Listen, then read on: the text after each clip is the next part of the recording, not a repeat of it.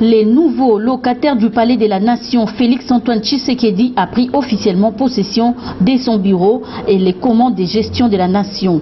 C'était au cours d'une cérémonie de remise et reprise tenue ce vendredi avec son prédécesseur qui lui a cédé son fauteuil. Félix Tshisekedi a également reçu des mains de Joseph Kabila tous les dossiers importants touchant différents secteurs de la vie nationale, parlant des attributions du chef de l'État. Les 10 dossiers relèvent notamment de l'économie, des finances publiques, la diplomatie, la sécurité et tant d'autres. Les chefs de l'État entrant indiquent qu'il va désormais essayer d'entrer dans la peau du président de la République et s'habituer à la fonction.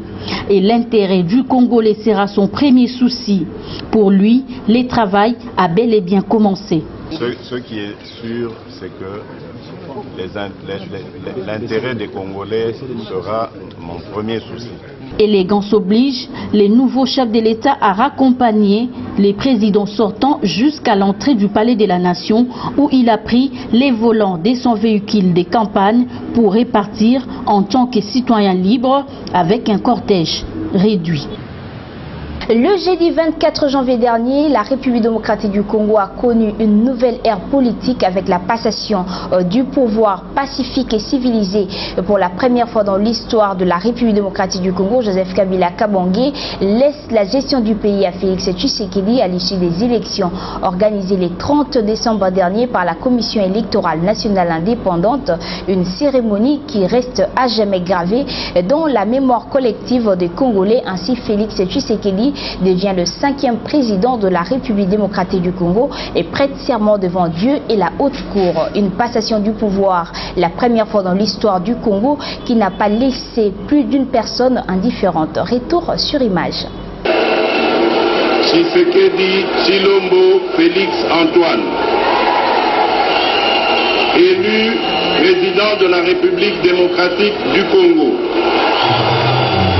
Je jure solennellement devant Dieu et la nation d'observer et de défendre la Constitution et les lois de la République, de maintenir son indépendance et l'intégrité de son territoire, de sauvegarder l'unité nationale, de ne me laisser guider que par l'intérêt général et le respect des droits de la personne humaine, de consacrer toutes mes forces à la promotion du bien commun et de la paix, de remplir loyalement et en fidèle serviteur du peuple les hautes fonctions qui me sont confiées.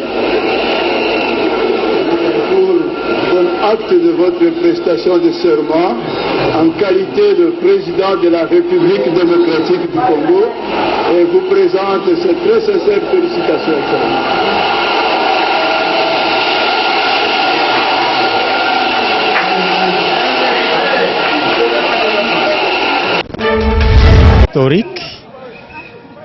Historique en Afrique, c'est une leçon très bonne et qui marque le point sur le plan mondial pour les détracteurs de la République démocratique du Congo, pour certains de nos voisins en Afrique, ceux qui s'accrochent au pouvoir jusqu'à la vieillesse, jusqu'à croupir au pouvoir sans honte, et on les appelle pays démocratiques où le vote est parfois à 99,99%. C'est la honte de l'Afrique. Ces présidents-là doivent apprendre de Joseph Kabila Kabange. Je cite le président sortant, jeune, à 47 ans, il laisse le pouvoir.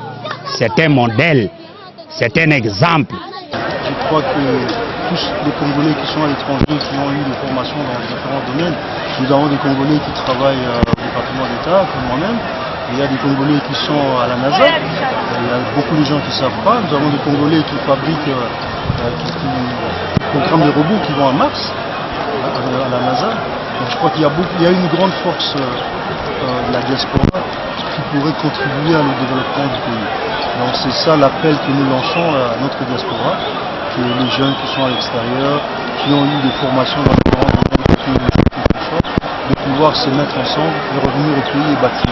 Je pense que le président Joseph Kabila, c'est un monsieur qui mérite beaucoup d'hommages. C'est un monsieur qui a transmis un message fort. Le message selon lequel le peuple est roi. Il a organisé les élections, il a tenu bon et il a passé le pouvoir à la partie qui a gagné, quoique de l'opposition. Il a tenu à ce que la vérité des urnes soit mise au grand jour. Il mérite beaucoup d'hommages et je me dis aussi que le Congo a renoué avec l'histoire. Le symbole qui m'a frappé, j'ai vu une nation, j'ai vu un pays autour des symboles de l'État. Je pense que tout Congolais doit être fier de cette journée où nous avons fait la démonstration au monde entier que nous sommes des gens d'une très grande culture, d'une civilisation et capables non seulement d'organiser des élections nous-mêmes, de résister à ce qu'ils ont voulu nous imposer des résultats qui n'étaient pas les nôtres, mais aussi à tenir une cérémonie suivant les règles, dans le calme. Un président sortant qui hier nous a offert un discours d'encouragement, de dynamisme. Et aujourd'hui, nous avons entendu le discours du président rentrant, qui était un discours et aussi de dynamisme. C'est la première fois il y a passation de pouvoir d'un président élu à un autre président élu. Donc c'est un modèle pour l'Afrique centrale, peut-être pour l'Afrique tout court. Et le président de la République, son Excellence Tshisekedi, a bien parlé, a lancé un très bon discours. Et maintenant, le défi, c'est de transformer ce discours